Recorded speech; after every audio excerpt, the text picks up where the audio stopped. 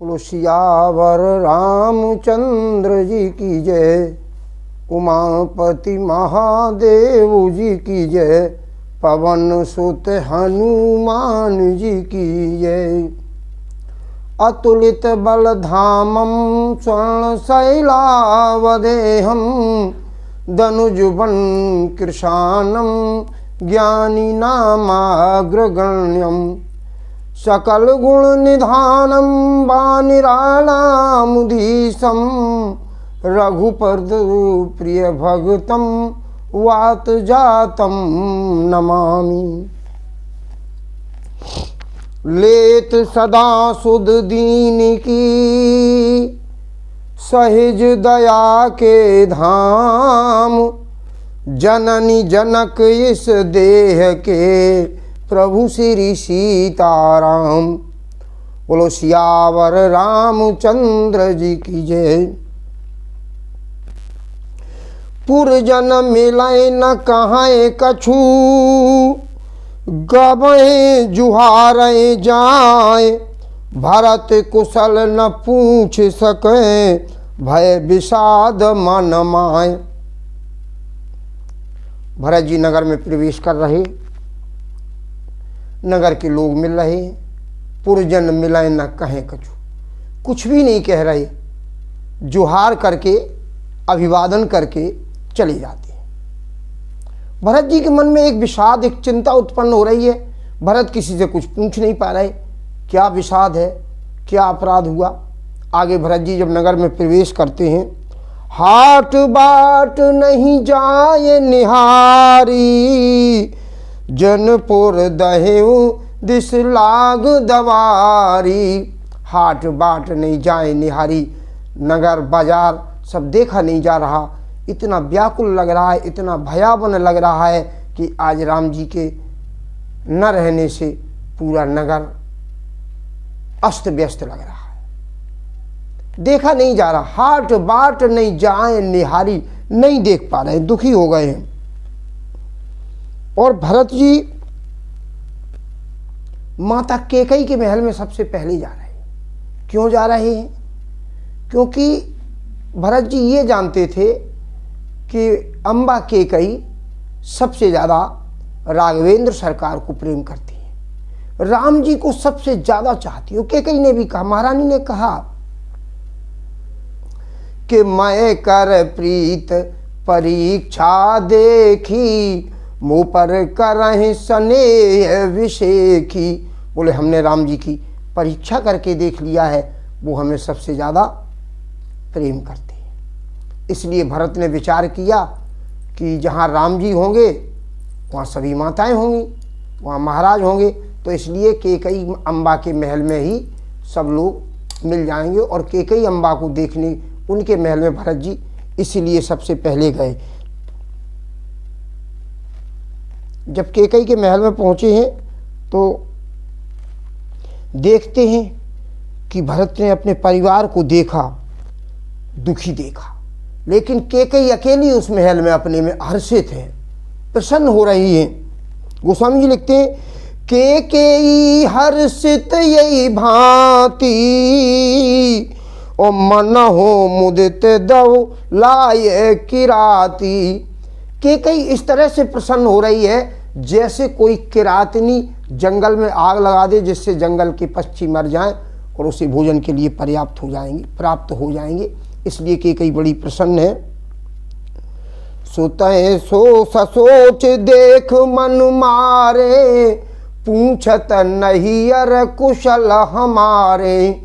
सुतय ससोच देख मन मारे, जब पुत्र को बहुत दुखी देख लिया तो मन में गिलानी हुई, मन में विचार किया अब क्या करें, कैसे बात बनाएं। तो एक बात कही कि हमारे नैयर में हमारे मायके में, हमारे परिवार में सब कुशल से तो हैं। सकल कुशल कहे भरत सुनाई, और पूछी निज कुल कुशल भलाई। संपूर्ण कुशलता भरत जी ने कह दी और अपने परिवार की पूछी निज कुल कुशल भलाई, अपने परिवार की कुशलता पूछते हैं और कहते हैं बड़े दुखी होकर के, कहो कहाँ तात कहाँ सब माता, और कहाँ प्रिय राम लखन दो भ्राता।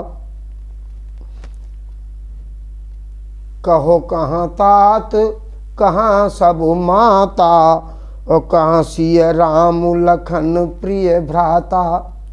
ये राम लक्ष्मण हमारे भाई कहाँ हैं, और सभी माताएं कहाँ हैं? तुम अकेली इस महल में कहाँ हो, क्यों हो? पिताजी कहाँ हैं? दुखी होकर के भरत पूछते हो, और कैकेयी उत्तर क्या देती हैं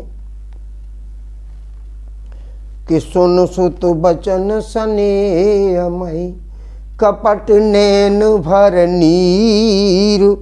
भरत श्रवण मन सूल सम, पापिन बोली वैन।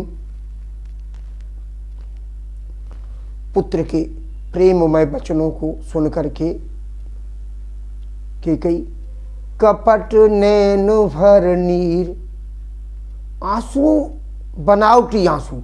और वैसे भी ये माताओं को विशेष कला दी है परमात्मा ने कि इनके आंखों में आंसू बने ही रहते हैं।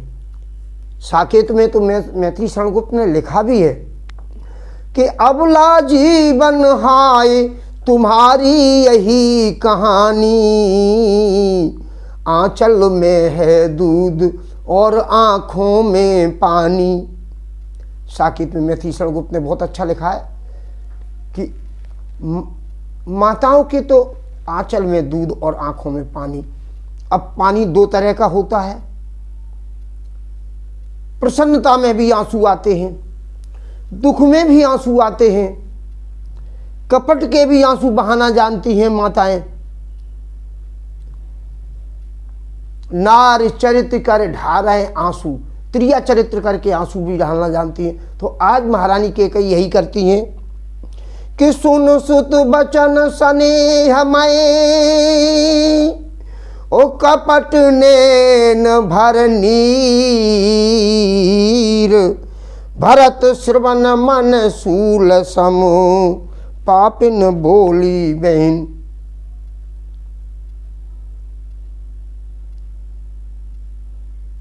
आज अब माता अम्बा कैकेयी क्या कहती हैं, देखिए कि तात बात मैं सकल सम्हारी, और भैया मंथरा सहाय विचारी। हे पुत्र, मैंने सारी बात बना ली थी, मंथरा ने उसमें सहायता की। कछुक बात विधि बीच बिगाड़ू, कुछ काम विधाता ने बीच में बिगाड़ दिया। भूपत सुरपत पुरपग धार्यु, महाराज स्वर्गवासी हो गए। बस इतना काम बिगड़ गया, बाकी तो मैंने सारा काम बना लिया था। इतना सुनते ही भरत जी व्याकुल होकर के गिर पड़े। तात तात हा तात पुकारी, परिउ धरन तल व्याकुल भारी। पृथ्वी पर भरत जी गिर पड़े, और भरत जी की एक मन की जो वेदना है, वो वेदना भरत जी आज व्यक्त कर रहे हैं कि चलत न देखन पायऊ तोई, ओ तात न राम सौंपेऊ मोही। चलत न देखन पायऊ तोई, ओ तात न राम सौंपेऊ मोई। जो कामना भरत जी कर रहे थे कि पिताश्री जाने से पूर्व मेरा हाथ प्रभु के हाथ में पकड़ा देते, राम जी को सौंप देते, वो काम महाराज नहीं कर पाए। लेकिन वो काम बाली ने किया। बाली के जब बाण लग गया तो अंतिम समय में बाली ने कितना अच्छा काम किया। अब नाथ करि करुणा बिलोकौ, देव जो बर मांगहो, जेहि जोनि जन्मौ करम बस, श्री राम पद अनुराग हों। यह विनय मम सम, यह तनय मम सम विनय बल, कल्याण प्रद प्रभु कीजिए, गह बाह सुर नर नाह आपन, दास अंगद कीजिए। प्रभु श्री राम ने बाली से कहा, बाली तुम अंगद से कह दो मेरा पैर पकड़ ले। तो बाली निवेदन करता है, प्रभु अंगद बालक है, भीड़ में पैर छूट सकता है, लेकिन जब आप हाथ पकड़ेंगे तो आप छोड़ेंगे नहीं। जिसका हाथ आपने पकड़ लिया फिर उसका तो कल्याण ही कल्याण है, जिसके सिर पे आपने हाथ रख दिया उसका कल्याण है। तो आज अंगद का हाथ तो बाली ने पकड़ लिया, लेकिन भरत जी के मन की ये वेदना बनी रही जब तक चित्रकूट नहीं पहुंची, तब तक ये वेदना बनी रही है। भरत जी कहते हैं कि चलत न देखन पायऊ तो ही, और तात न रामय सौंपेऊ मोही। मुझे राम को क्यों नहीं सौंपा प्रभु? हे तात इतना तो आप कर ही देते। बहुर धीर धर उठेऊ सम्हारी, और कहो पे तो मरण हेतु महतारी। दुखी होकर के माता कैकेयी से, अम्बा कैकेयी से पूछ रहे हैं, हे माँ पिता के मरण का कारण मुझे बता दीजिए। हे माँ मेरा मन विचलित हो रहा है, मेरा हृदय फटा जा रहा है, बड़ी शीघ्रता से पिता के मरने का कारण बताएं। और सुन सुत बचन कहत कैकेयी, और मरम पहुँच जन माहुर देही। कैकेयी ने जब ये वचन सुने, ऐसे कोई घाव लगा करके उस पर नमक डालता हो, इस तरह से वो कर रही हैं। माहुर देही माने मल्लम लगाने का प्रयास कर रही हैं घाव पर, लेकिन वो ऐसा घाव है जिसकी कोई औषधि भरत जी कह रहे हैं नहीं। आदऊ ते सब आपन करनी, और कुटिल कठोर मुदित मन बरनी। आदऊ ते तो सब आपन करनी। अंत से लेकर के आदि तक पूरा किस्सा माता के महारानी कैकेयी ने भरत जी को सुना दिया, अपनी पूरी करनी बता दी। जैसे जैसे मंथरा ने सलाह दी, और जो वरदान मांगे, दुई वरदान भूषण माथा थी, मांगे आज जुड़ा छाती। देव एक बर भरत टीका, एक पद भरत को टीका दीजिए। मांगो दूसर पर कर जोरी, पूर्वो नाथ मनोरथ मोरी। तापस बेश विशेष उदासी, 14 वर्ष राम वनवासी। राम जी को वनवास की बात जैसे ही राम जी ने सुना, राम जी के वनवास की बात जैसे ही भरत जी ने सुनी, तो भरत व्याकुल हो गए। और कितने व्याकुल हुए कि भरतय बिसरेउ पितु मरण, सुनत राम बन गौन। हेतु अपन पै जान जिए, थकित रहे धर्मोन। भरत जी की बात सुन करके, भरत जी माता कैकेयी की बात सुन करके कि राम लक्ष्मण और जानकी जी, श्री राम जी, श्री लक्ष्मण जी और श्री जानकी जी वनवास चले गए, तो भरत बिसरे पितु मरण, सुनत राम बन गौन। राम का वनवास सुन करके पिता के मरने की सुध तो भरत भूल गए, और बड़ा दुखी होकर के बिकल बिलोक सुतय समझावत, मनहु जरे पर लोन लगावत। दुखी होकर के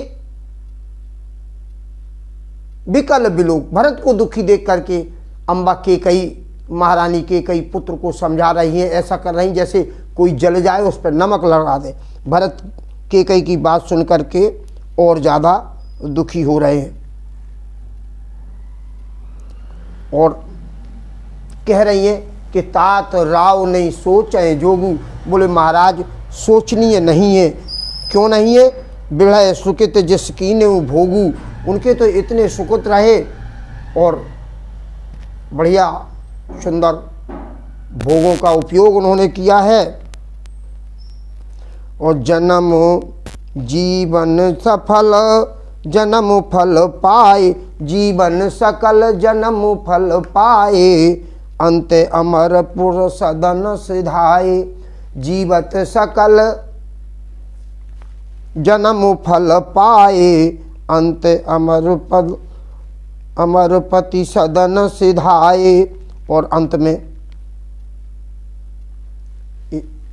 स्वर्ग लोक को चले गए। के कई बड़े ढंग से बता रही है, लेकिन भरत जी बड़े दुखी हो गए।